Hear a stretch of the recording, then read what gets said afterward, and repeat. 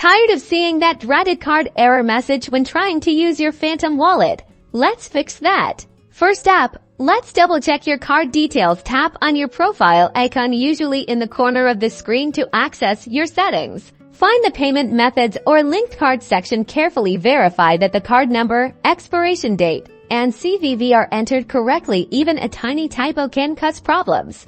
Next, head over to your bank's app or website. Look for the card management section and ensure that there are no restrictions on online transactions or international payments that might be blocking Phantom wallet. Some banks require you to authorize each online transaction. Keep an eye out for any pending authorization requests within your bank's app or via SMS. Approve them immediately for Phantom wallet transactions. Still no luck? Explore alternative payment methods within Phantom wallet, such as linking a bank account directly or trying a different credit or debit card. Finally, if the problem persists, visit the Phantom Wallet Help Center or contact their support team. They might have specific solutions for your situation. Or be aware of ongoing issues with these steps. You're well on your way to smooth transactions.